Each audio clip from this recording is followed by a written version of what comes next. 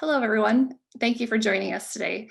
My name is Mary Price. I'm the Events and Marketing Manager at the Shingo Institute at Utah State University. As you may be aware, each month we have thought leaders from all over the world contribute an article to the Shingo newsletter and give a webinar based on their topic. This month, we'll be offering a two-part webinar series on lean ethics. Jean-Claude Keene is a retired executive of the Goodyear Tire and Rubber Company. During his 30-year career at Goodyear, he has lived and worked in 6 countries and on 4 continents. He led various businesses, but his passion was and is innovation. He now mentors young entrepreneurs and also does consulting work. Norbert Majerus is a faculty fellow with the Shingo Institute. Faculty fellows serve as ambassadors of the Institute, and they help in many different ways. Norbert also previously worked at the Goodyear Tire and Rubber Company as a lean champion. During his time there, he implemented a principle-based lean product development process. Later on, he authored a book titled Lean Driven Innovation, which received the Shingo Research Award. Thank you, Norbert and Jean-Claude, for being here with us today. I'll turn the time over to you now. Thanks a lot, Mary, for inviting us and letting us share this subject. It's kind of a new subject, at least for me, and I'm excited that I got the opportunity to share it here. So now I try to get the screen to move. Now it goes. Okay. I want to start with a little story here first. And in 2000, I had a job at Goodyear to implement ISO and QS 9000 in the Innovation Center. And in 2002, there was a big event that changed the tire industry forever. And it was kind of new legislation was introduced by the government based on the Firestone Ford problem on the Ford Explorer. And while I'm putting, actually it was a half truckload of stuff that we had to supply to the government as being the peer tire, the control tire for the investigation. And I saw this sign that you can see on the right there pop up everywhere, especially in newspaper articles and magazines. The plant that had caused these quality problems was actually ISO and QS certified. And people were wondering, how can that happen? How can a quality problem like this happen if you go through the certification? And then the sign popped up again in 2009, 2010 for me when Toyota got under fire and for their brake problems and the associated recall. And there again, the question had to be asked, a leader in lean, and how can that happen? Shouldn't operational excellence or their experience with lean have prevented that? And then the most recent one was the Volkswagen emissions and the Boeing conspiracy. They were actually not rooted in finance issues. They were technical issues. And there again, these are companies that are models for lean excellence. And so you do have to answer the question, is lean and operational excellence, is that preventing ethics problems like that? Or maybe we have to realize lean operational excellence is not infallible as a lot of people may have thought. So is ethics a chapter of lean? Should it be a chapter, or is it already? And the other question that bugs me is all this empowerment, this trust that we bring in to a lean management system. Is it creating more temptations? So that kind of sets the stage for today. And by the way, the title of this presentation is to grasp the situation. We will lay out the situation, the current state. We will briefly address the countermeasures, the lean countermeasures that we can see, but we will cover them in more detail in the second webinar. So Jean-Claude, you take it from here. Okay, thank you, Norbert. Thanks for having the opportunity here to speak about lean ethics. I think it's a very important topic.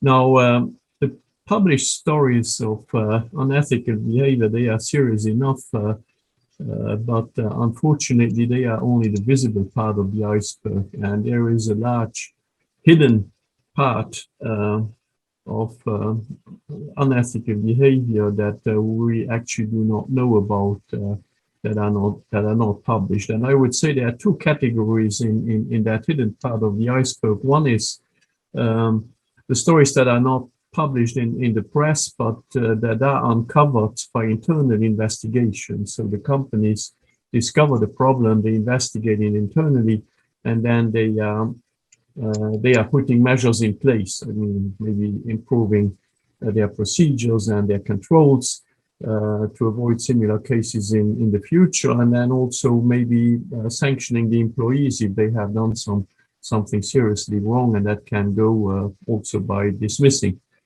some associates in some cases. But then there is another category, and that is the unethical behavior that remains undiscovered. And I think that is probably the worst kind. Some people benefit from the unethical behavior, at least in the short term, and nobody knows about it. However, people who work closely with those people, they actually do know that something like that happened, and that leads to a lot of frustrations in the sense that, well, how is it that he or she can get away with such a thing?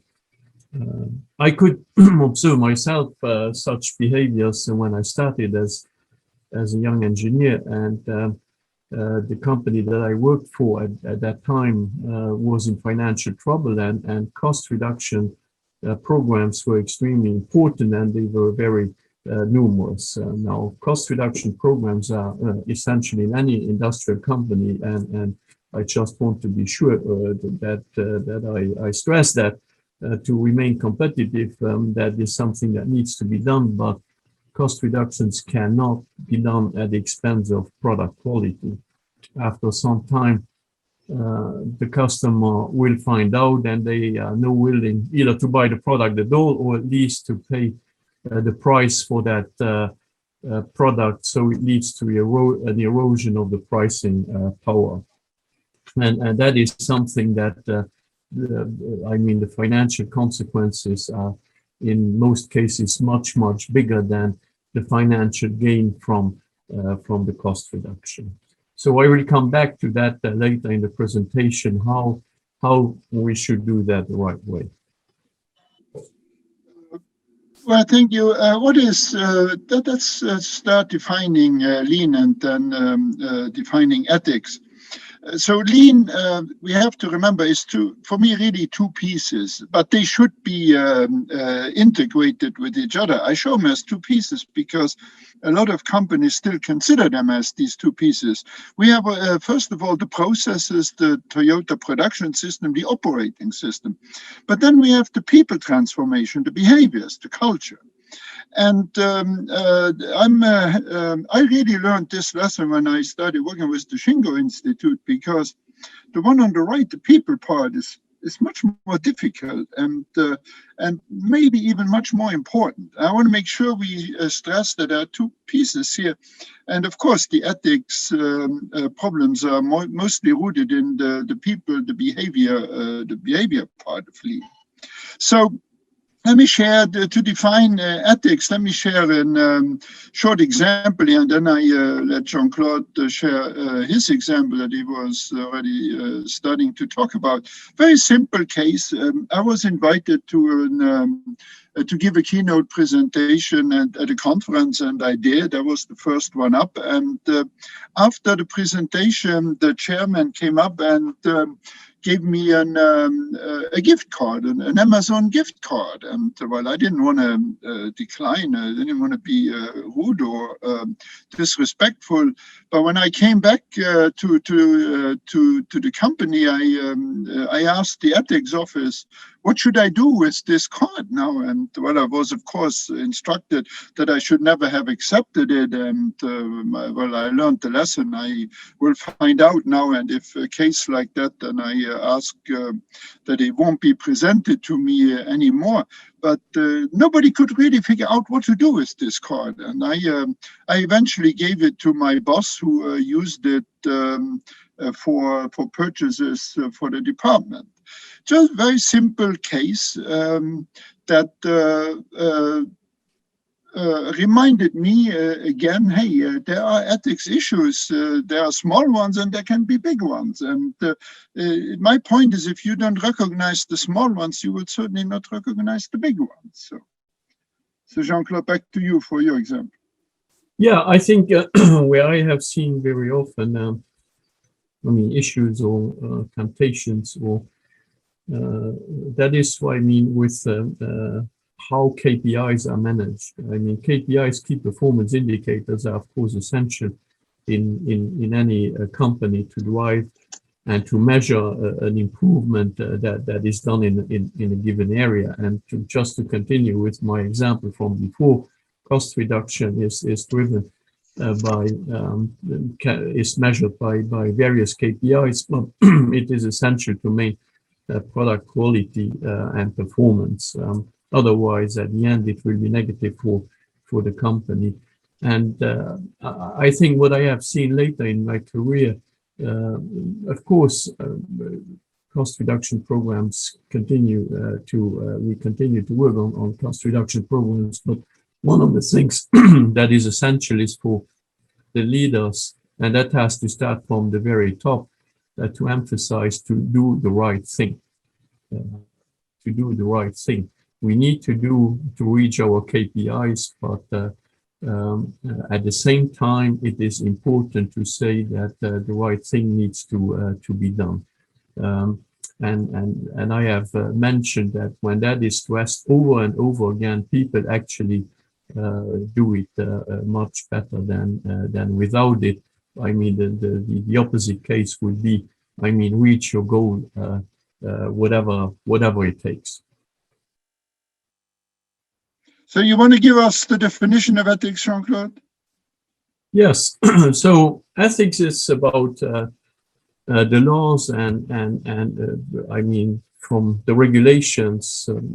Governments, not just in the US, but in every country, there are a lot of laws and regulations that regulate the industry. It's also moral standards. It is generally the expectations of a company and of individuals that they have to that they act in the best interest, not just for themselves, but for the stakeholders, the shareholders, the customers, the suppliers, and society in general.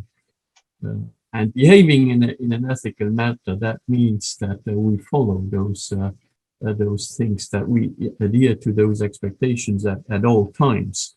It means that we put those expectations in front of our personal gain, even if the likelihood that we are caught is very small. Most people, of course, have become aware of the ethics only when there is an absence of ethical behavior, when there is a scandal, for instance, that is published, and that is something where we have to act before, so that people are aware of it before there is a problem. Well, as you may have guessed or know already, or know anyway, unethical behavior, what causes it? It is not related to processes as much as it's related to human nature. It's a big one is the fear of failure, and that failure here means I failed to live up to my promises, or I failed to satisfy the expectations of my leadership. It may affect my standing in the company, and that's where a lot of embellishing comes from, to justify, hey, that I tried to live up to my promises. Another one is greed, personal gain, not only financial, but in terms of standing in the company, promotions, and so on. Of course, there are tempting opportunities everywhere. Following the example, that is still a very big one. And I remember I had a discussion early on in my career with a colleague who said that, hey, I behave unethically because the leader behaves like that, and the leader wants me to follow in the footsteps. That's why the leader sets the example. The leader wants us to behave like this. I had a hard time, and I did not agree with my colleague there. But I want to talk about how important that example of the leadership is, and helping a friend is sometimes people try to be helpful and go in behave in a very unethical way, not even realizing they are, because they think they do the right thing because they are trying to help somebody. So Jean-Claude, do you want to cover traditional countermeasures here? Yes, absolutely. Yeah, and so knowing what Norbert just said, companies have developed countermeasures to prevent unethical behavior, at least to minimize it as much as possible. And the first one is training and awareness. Most people want to do the right thing, but we have to make sure that they know what the right thing is. And by giving explicit training and telling the people what is expected in an explicit way and in an official way, that is very important. And that is opposed to learning something from a colleague. Also, again, when I started as a young engineer, I was told a few things by colleagues that were more experienced, and they were not the right thing. They were clearly not the right thing. And that is what has to be avoided. A company needs to make sure that people know what is expected from them. Now, training programs are also, I mean, they have a disadvantage. People typically do not like to go to training programs. So that alone is not sufficient. So there is also compliance and auditing and inspecting whether the rules are followed. I think that is something that is very important. And someone, a board member of a bigger company, told me once, you don't get what you expect, you get what you inspect. And I think even if we do not like being controlled and audited, I think it is part of what needs to be done just to get the confidence that everyone does what is required, and if not, to take measures early on rather than waiting until there is a bigger problem. And here again, I think it is very important that leaders say and repeat that the right thing is done. Now, are those countermeasures enough? That is the question. Well, let's get back to the lean process now, and the definition of lean, the developing value for the customer and the best outcomes for the company and all stakeholders.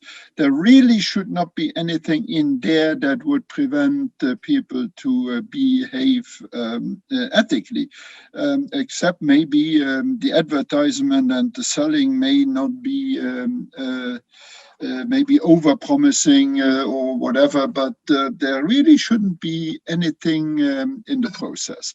It all comes down to the behaviors for me. So traditional countermeasures, as Jean-Claude just described them, are not compatible with a lean people management system.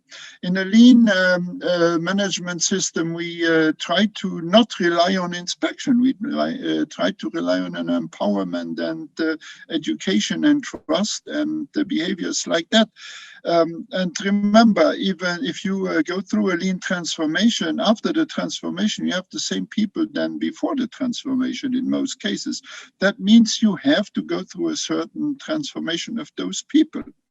And empowerment, blind trust, in my what I have seen and even experienced, can cause more temptation and opportunity.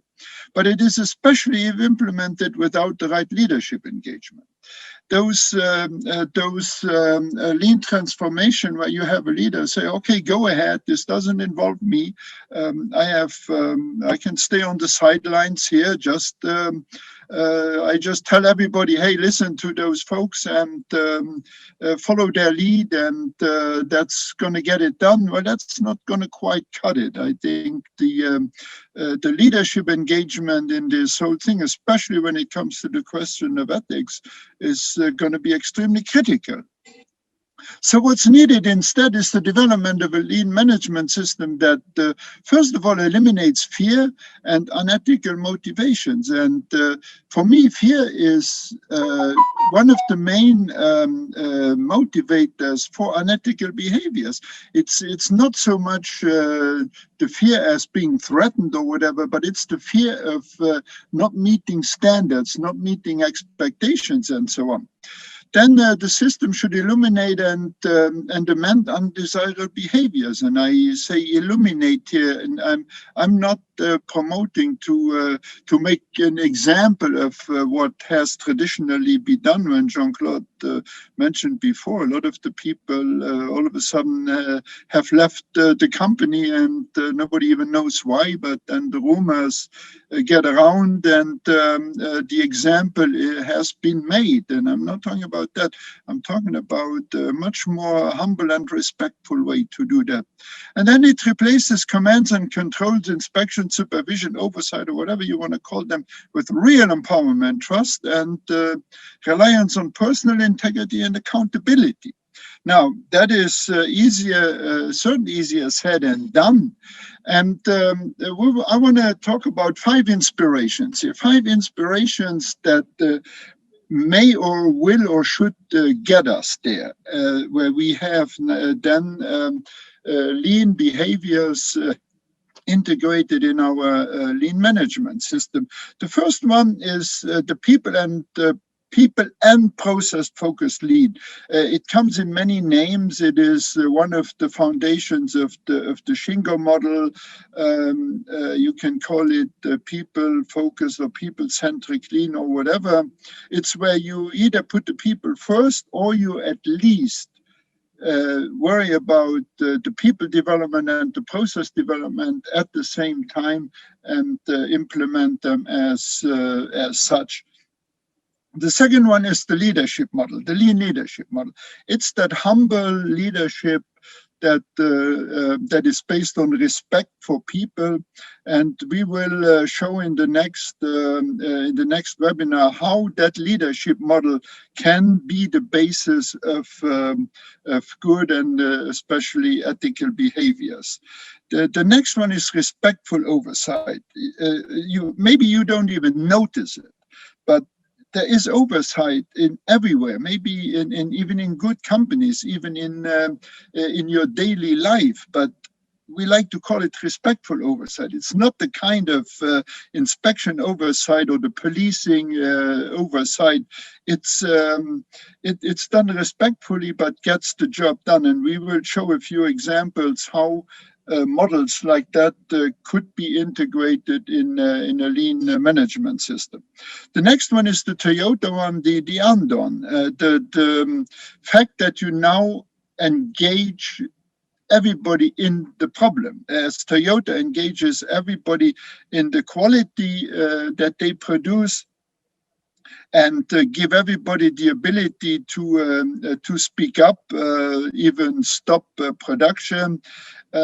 Is there a way that we can learn from that and get a similar thinking going in our lean management system? Of course, it won't be anything where you expose people, but we can certainly learn from that and draw some good recommendations from there. And the last one is to trust the process, but the process has to be the right process. And I think here is where we're going to show a few things. When a process, for example, some that we definitely will talk about is the process of promoting people, the process of growing people in a company, that in very many cases, the traditional ones lead to unethical behavior. So get the right process and then trust the right process and the right system. So unfortunately, you will have to wait for May 26th. We will then give you more detail on these 5 points and also discuss the deployment, how to properly deploy that and deploy them and make them part of your lean management system. So in the meantime, we would like to hear from you. And here are our emails, and I leave them up for a minute here. And you can also, I'm sure you can get them from the Shingo Institute. Please share with us what you think. You have seen other examples, I'm sure, than we have seen. If you have a good one, please share it with us. We may even include it in the next webinar. So with that, I'd like to open it for questions, Mary.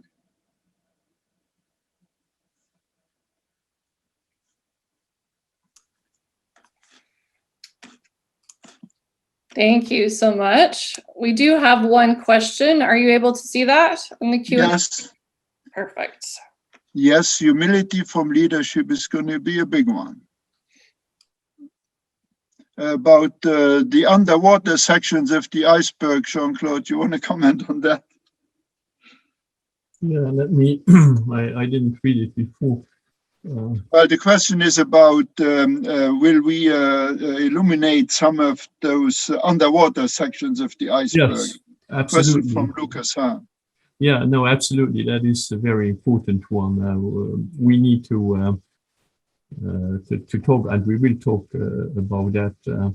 I think the ones that have been uncovered, especially publicly, the measures that taken, the companies under such a pressure that they have to take very stringent measures, sometimes even overshooting.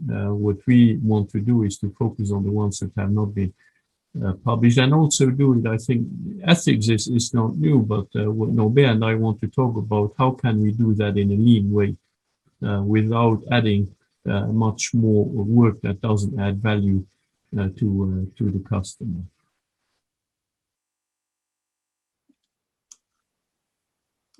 Do we have any live questions?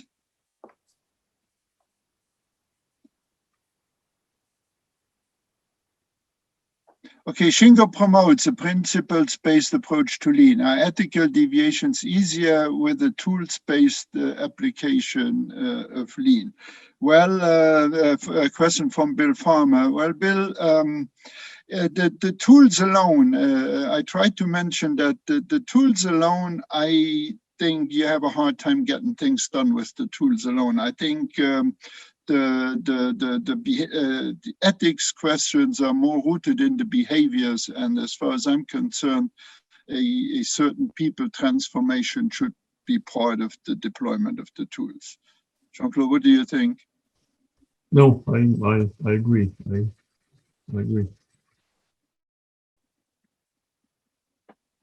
Any other questions? Anita Fangerman, reports of ethical behavior breaches may make the, oh no, as Mary said, please type your questions in the Q&A part. We'll try to take them from there.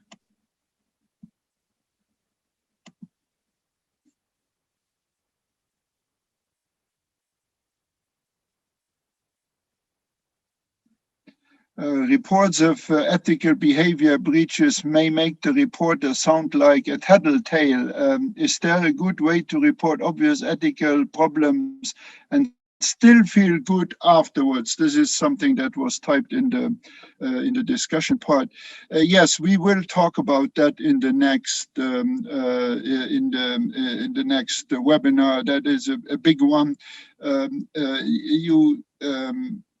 Calling the anonymous helpline is one way, but there are better ways and much more humble ways of dealing with that. We will address that next time.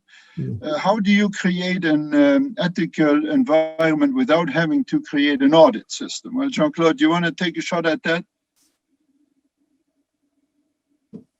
Yes, that is, I think, a very important one. Audits are important and necessary, but there are ways to do it in a more efficient way. And one thing that we will elaborate, I mean, you have to measure anyhow. If you want to drive something in a company, you have to measure it. And if you have the people who are responsible for achieving the progress, also measuring it, then of course you are that's not the best way. And what we will show is how you can measure it without duplicating it and controlling it. So that will be a very important one.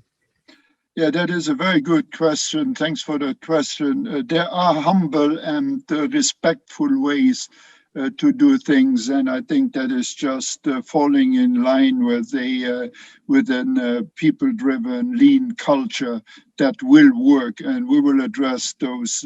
And by the way, Mary, you're going to publish the second part of our publication there of our article here in the next few weeks, so you get a preview of what's in the next webinar. Yes, thank you so much. We're out of time today. As Norbert mentioned, I will be publishing the second chapter to the Lean Ethics topic, and make sure you mark your calendars for May 26th. That will be our next webinar. And thank you so much for joining once again, and we'll see you again in a few weeks.